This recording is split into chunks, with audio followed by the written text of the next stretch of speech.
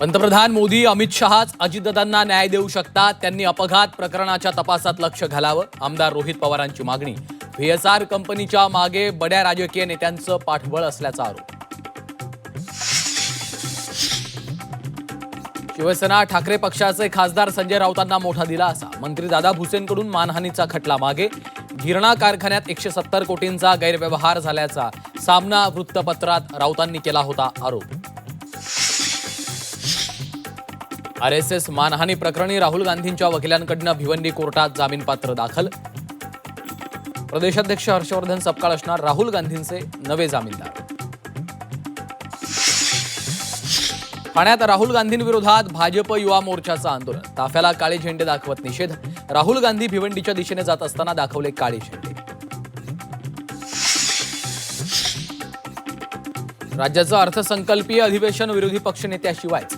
अंबादास दानवेंची विधान परिषद सदस्यता संपुष्टात. दोन्ही सभागृहात विरोधी पक्षनेता नसताना अधिवेशन होणार.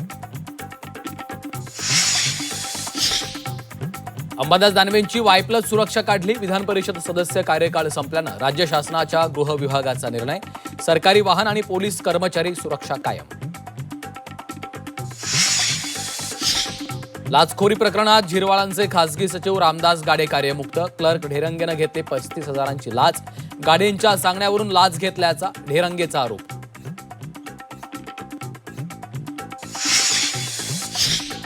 बदलापुरात पैशाचा आमिष दाखवून महिलांच्या अंडाशयांची तस्करी.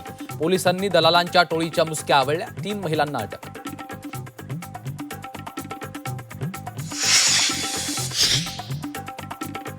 कोल्हापुरात दागिन्यांसाठी नातवाकडून आजीची हत्या. चहातून विष देत नातवानं आजीला संपवलं.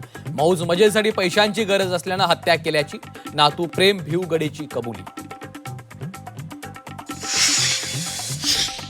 कोकणवासियांना बोटीनं शिमग्याला जाता येणार. 1 मार्चपासून मुंबई विजयदुर्ग रोरो सेवा सुरू होणार.